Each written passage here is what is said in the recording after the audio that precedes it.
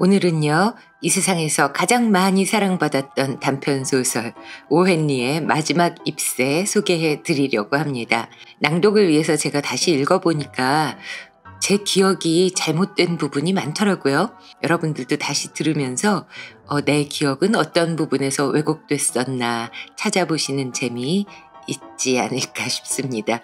감상하시고요. 소설이 끝난 뒤에는 너무나도 힙한 인생, 독특한 인생을 살았던 오헨리의 삶에 대해서도 잠시 소개해 드리겠습니다. 자, 그럼 등장인물 소개해 드릴게요. 수와 존 씨, 그림을 그리는 두 아가씨입니다. 뉴욕에서 살고 있고요.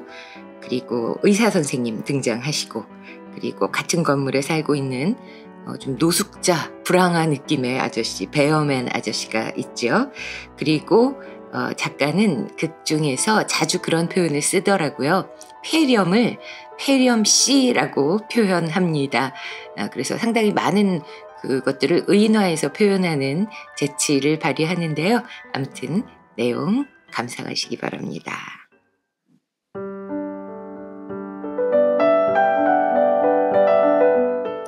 마지막 잎새 오헨리. 워싱턴 스퀘어 서쪽의 작은 지역은 거리가 제멋대로 얼기설기 얽혀 플레이스라고 불리는 좁고 긴 골목길로 쪼개져 있다. 이 플레이스들은 기묘하게 기울고 굽어 있어서 어떤 길로 가도 한두 번은 다시 원래 길과 엇갈리게 된다. 일찍이 어느 화가가 이 거리에서 귀중한 가능성 한 가지를 발견했다. 물감이나 종이, 캔버스 대금 청구서를 들고 온 수구먼이 이 거리를 돌아다니다가 외상값은 한 푼도 받지 못한 채 원래 자리로 돌아왔다는 사실을 불현듯 발견하게 된다.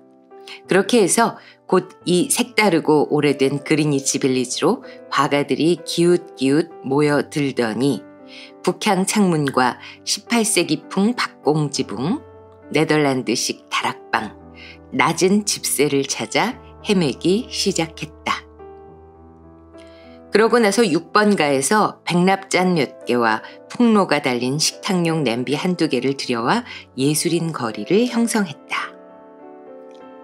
납작한 3층짜리 벽돌 건물 꼭대기에 수와 존 씨의 작업실이 있었다.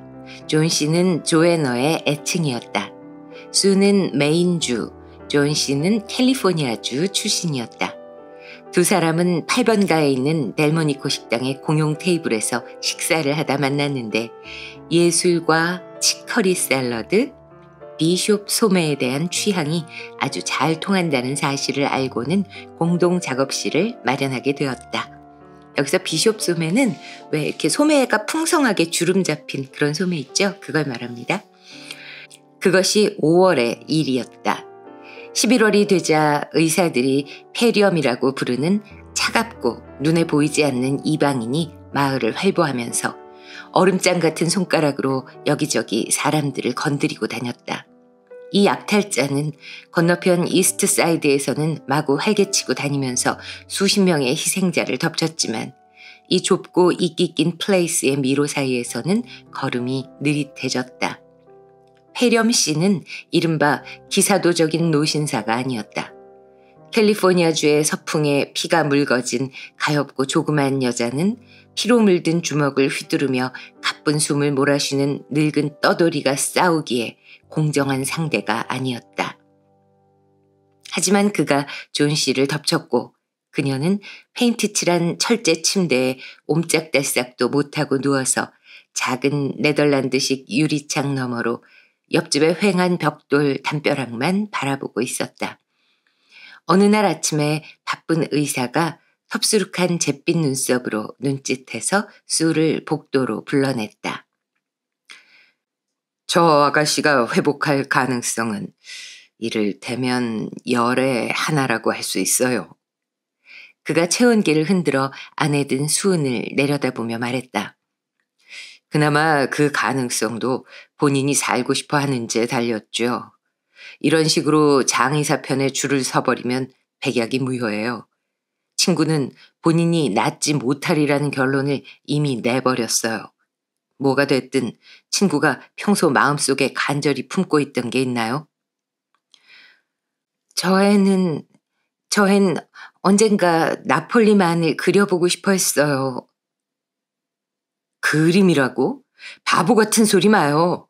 친구가 한 번 더 생각해 볼 가치가 있는, 그러니까 평소 마음에 품고 있던 대상이나 뭐 그런 게 있냐는 거예요. 가령 남자라든가? 남자요? 가치 있는 남자라니. 아, 없어요, 선생님. 그런 건 전혀 없어요. 그러면 그거 문제인데. 내 힘이 닿는 한 의술로 할 수 있는 건 다 해볼 거예요. 하지만 환자가 자기 장내 행렬에 올 마차 대수나 세기 시작하면 치료약의 효과는 절반으로 줄어든단 말입니다.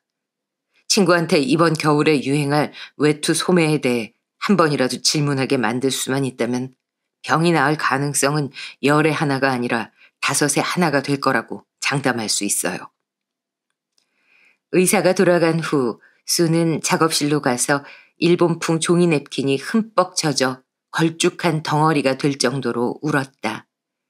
그런 다음 화판을 들고 휘파람으로 재즈곡을 불며 존 씨가 있는 방으로 당당하고 힘차게 걸어 들어갔다.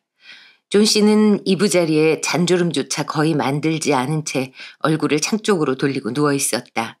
수는 그녀가 잠들었다고 생각하고 휘파람을 멈췄다.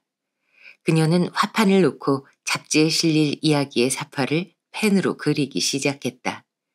젊은 작가들이 문학으로 가는 길을 닦기 위해 잡지에 글을 쓰듯이 젊은 화가들은 그 글에 사파를 그리며 예술로 가는 길을 닦아야 하는 법이다. 수가 남자 주인공인 카우보이의 몸에 우아한 마술용 승마바지와 외활 안경을 그려놓고 있을 때 나직한 목소리가 여러 번 들려왔다. 그녀는 불이 나게 침대 옆으로 다가갔다. 존 씨가 눈을 크게 뜨고 있었다. 그녀가 창밖을 바라보며 숫자를 세고 있었는데 그것도 거꾸로 셌다. 12, 11, 19, 8, 7. 수가 걱정스럽게 창밖을 내다보았다. 뭔가 셀만한 게 있는 걸까? 보이는 것이라고는 텅 빈 쓸쓸한 마당과 6미터쯤 떨어져 있는 벽돌집의 휑한 담벼락뿐이었다. 옹이 많은 뿌리가 썩어가는 아주 늙은 담쟁이 덩굴 하나가 벽돌 담벼락을 절반쯤 기어 올라가 있었다. 가을의 차가운 숨결이 덩굴에 붙은 잎사귀를 쳐서 떨어뜨려 거의 헐벗은 채 허물어져가는 벽돌담에 해골처럼 앙상한 가지들만 매달려 있었다. 뭐 하는 거야? 6. 존 씨가 거의 속삭이듯 말했다. 이제 점점 빨리 떨어지고 있어. 사흘 전에는 100개 가까이 달려 있었는데 그때는 새느라고 머리가 아플 지경이었거든. 그런데 지금은 쉽네. 또 하나 떨어진다. 이젠 5개밖에 안 남았어. 뭐가 5개라는 거야? 네 친구 수한테도 좀 알려줘. 잎사귀 말이야. 담쟁이 덩굴에 달린 거. 마지막 잎새가 떨어지면 나도 떠나야 해. 그렇다는 것 사흘 전부터 알고 있었어. 의사 선생님이 너한테 아무 말씀 안 하셨어? 저런, 그런 터무니없는 소리는 처음 들어. 수가 대놓고 조롱하듯 투덜거렸다. 저 늙은 담쟁이 덩굴 잎사귀가 네 병이 낫는 거랑 대체 무슨 상관이 있다는 거니? 게다가 넌 저 담쟁이 덩굴을 무척 좋아했잖아. 이 말썽쟁이 아가씨야. 바보같이 굴지 마. 오늘 아침에 의사 선생님이 나한테 말씀하셨는데 네가 곧 완전히 회복될 가능성이 그러니까 선생님 말씀을 그대로 옮기면 말이야. 선생님 말씀으로는 그럴 가능성이 10에 9이래. 그 정도면 우리가 뉴욕에서 전차를 타거나 새로 짓는 건물 옆을 지나갈 확률만큼 높은 거잖아. 자, 이제 수프를 좀 먹어봐. 그리고 이 수가 다시 그림을 그릴 수 있게 좀 해주렴. 그래야 편집자한테 그걸 팔아서 몸이 아픈 아이가 마실 포도주와 식탐 많은 본인이 먹을 돼지고기를 살 수 있을 테니까. 포도주는 이제 살 필요 없어. 여전히 창밖만 바라보며 존 씨가 말했다. 또 하나 떨어지네. 됐어. 수프도 먹고 싶지 않아. 이제 딱 4개 남았네. 날이 어두워지기 전에 마지막 잎새가 떨어지는 걸 보고 싶어. 그러고 나면 나도 떠날 거야. 존 씨, 제발! 수가 존 씨 쪽으로 고개를 숙이며 말했다. 내가 일을 다 마칠 때까지 눈을 감고 창밖을 내다보지 않겠다고 약속해 줄래? 내일까지는 저 사파를 꼭 넘겨야 해. 빛이 필요하지만 않았다면 벌써 차양을 내렸을 거야. 다른 방에서 그리면 안 될까? 존 씨가 쌀쌀맞게 대답했다. 여기 네 옆에 있고 싶어서 그래. 게다가 네가 저 어처구니 없는 담쟁이 덩굴 잎사귀를 계속 보고 있는 것도 싫고.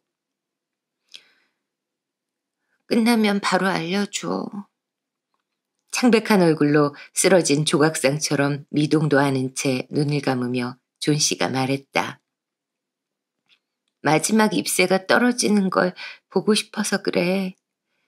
이제 기다리기 지쳤어. 생각하기도 지겹고. 이젠 나도 저 가엾고 지친 잎사귀들처럼 모든 걸 내려놓고 아래로 떨어지고 싶어. 잠을 좀 잡아. 나는 베어맨 씨를 불러서 세상을 등진 늙은 광부의 모델이 돼달라고 해야겠어. 응?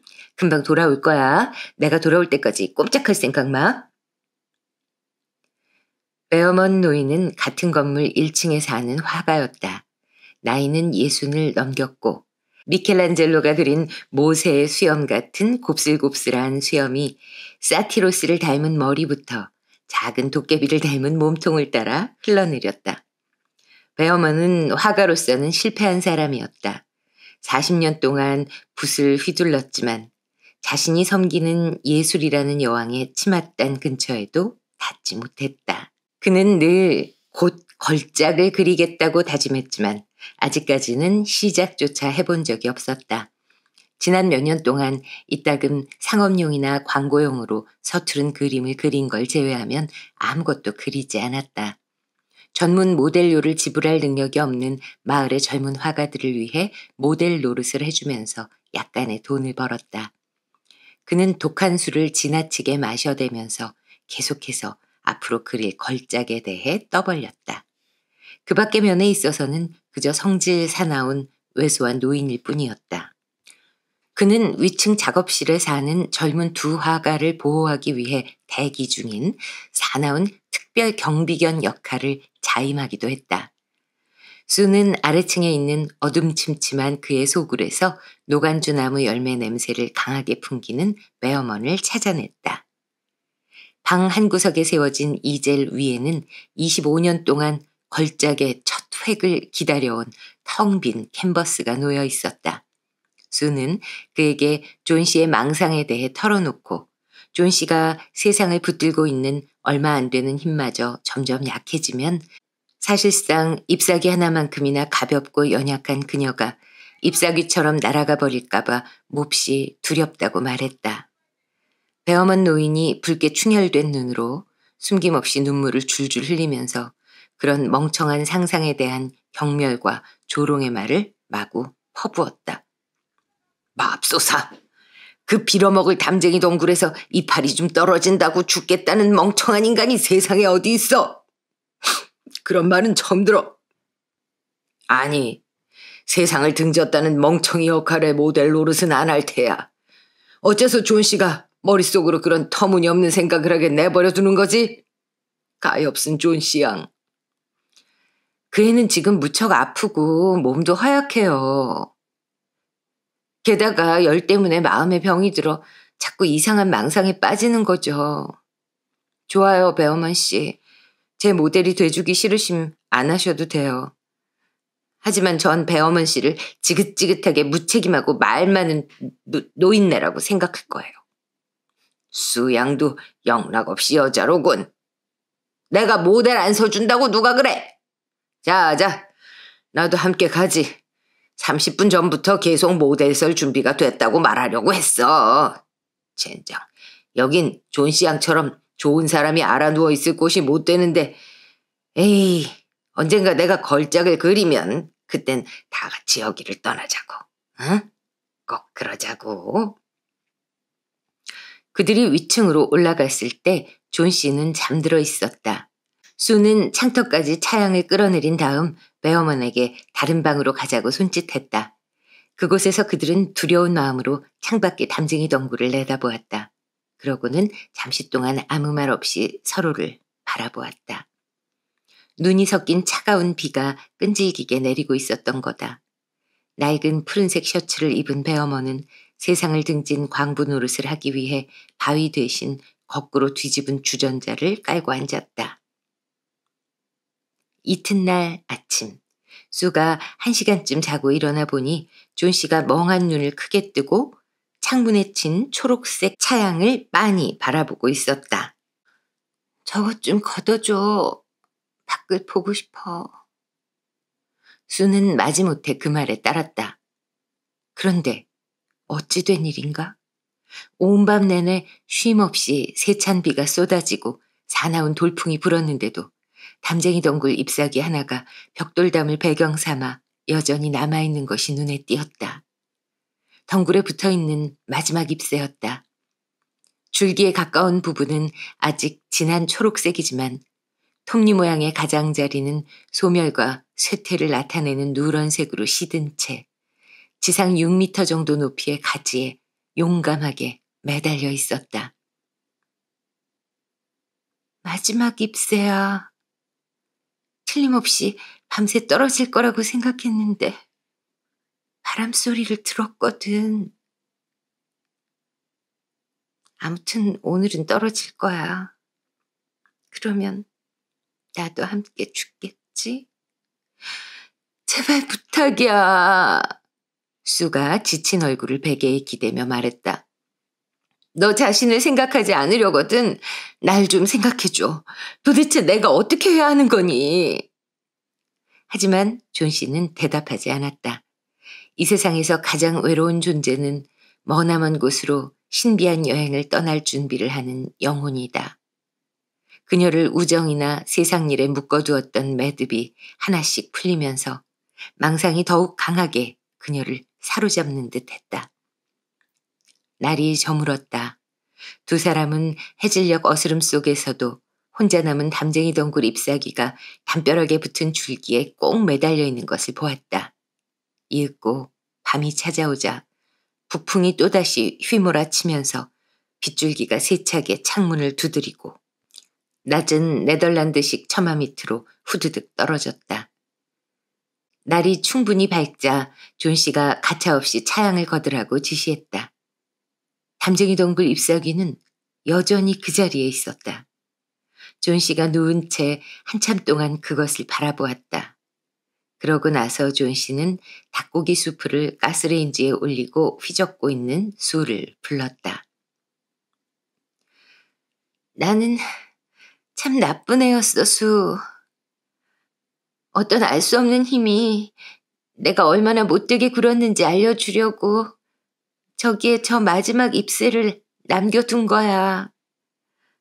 죽기를 바라는 건 죄악이야.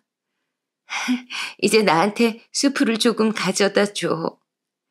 포도주를 약간 넣은 우유도, 그리고 아니다. 먼저 손거울부터 가져다 줘. 그 다음에 등에 베개를 몇 개 더 받쳐주고 일어나 앉아서 네가 요리하는 걸 보게 해. 1시간 후에 그녀가 말했다. 수, 나 언젠가는 나폴리만을 꼭 그려보고 싶어. 그날 오후에 의사가 찾아왔다. 그가 떠날 때 수가 핑계를 대고 정도로 따라 나갔다. 이제 가능성은 반반이에요. 의사가 수의 떨리는 가냘픈 손을 잡으며 말했다. 간호만 잘하면 아가씨가 이길 겁니다. 자, 이제 나는 아래층에 있는 다른 환자를 보러 가야겠군요. 이름은 베어맨이고 그림 그리는 분이라던데. 똑같이 배렴인데 그분은 나이도 많고 몸도 허약한 데다 심지어 급성이라서 희망이 전혀 없어요. 하지만 좀 편안하게라도 지내시라고 오늘 병원으로 옮기려고 해요. 이튿날 의사가 수에게 말했다.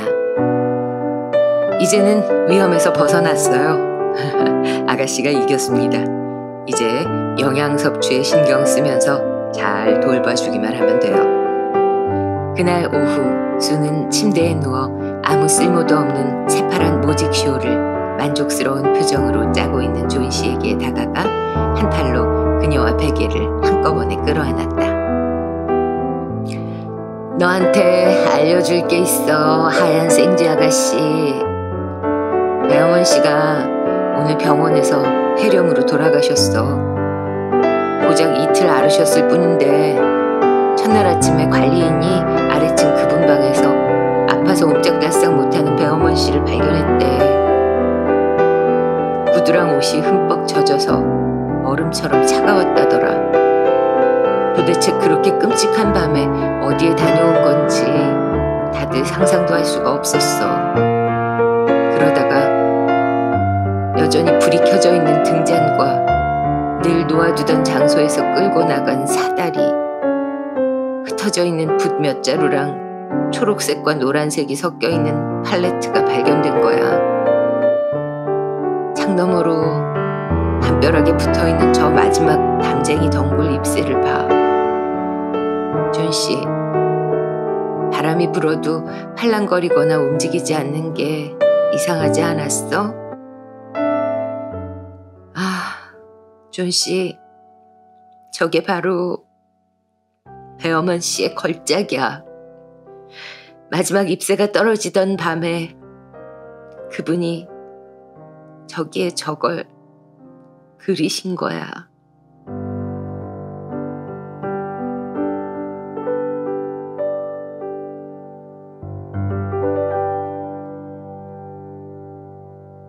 네. 다시 들어도 참 좋은 작품이죠. 오 헨리에 대한 이야기 들려드리겠다고 했잖아요. 오 헨리 작품 중에 경찰과 찬송가라는 작품이 있어요. 낯설게 느끼실 수 있는데 내용을 들으면 다 아시는 내용입니다. 그 거리에 불황아 같은 사람이 겨울은 춥잖아요. 그러니까 경찰서에 가기 위해서 막 여기저기서 소소한 나쁜 일을 저지릅니다. 막 유리창을 던져서, 돌을 던져서 유리창을 깨기도 하고. 근데 어떻게 해도 경찰서에 끌려가지지가 않는 거예요. 그래서 이건 신의 뜻이다. 나더러 잘 참고 살아보라고 하는, 열심히 갱생하라는 신의 뜻이다. 그러고 마음을 딱 고쳐 먹으니까 갑자기 또 얼토당토하는 걸로 경찰서에 끌려가는 뭐 그런 짤막한 이야기인데요. 다들 들어보신 기억이 있죠? 근데 저는 어릴 때부터 궁금했어요. 감옥이 그렇게 좋다고? 그걸 오 헨리는 어떻게 알았지? 했더니 알고 보니까요. 오 헨리는 본명은 윌리엄 시드니 포터입니다. 1862년에 미국 노스캐롤라이나 주에서 태어났는데요. 굉장히 똑똑했지만 불안정한 가정 환경 탓에 일찍부터 그 부모님이 아니라 고모님의 보살핌 아래서 자랄 수밖에 없었대요. 그 대신에 문학과 예술에 대한 감시가는 키워나갈 수가 있었는데 워낙 똑똑하다 보니까 10대 때부터 기자도 하고 약사도 해보고 또 제도사, 그 설계 같은 거 있죠?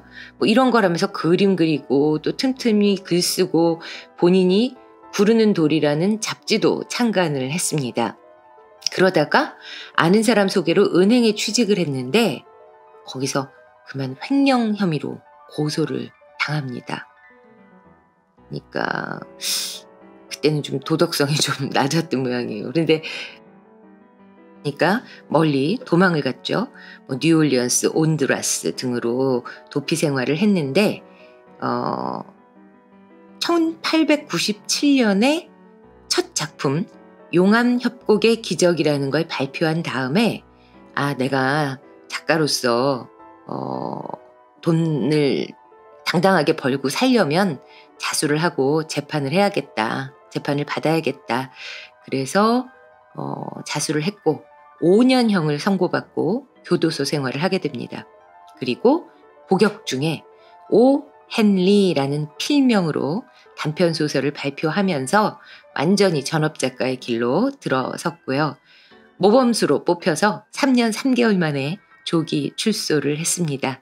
그 이후의 삶은 여러분이 아시는 바와 같습니다. 그랬기 때문에 이거 추운 겨울에 도망자 생활하는 것보다 감옥이 나은걸 하는 아이디어가 떠올라서 경찰과 찬송가라는 그런 단편을 쓰게 된 것이 아닌가 하는 생각을 했네요. 네, 오늘은 오 헨리의 마지막 잎새 함께 했습니다. 감사합니다. 구독과 좋아요 부탁드릴게요.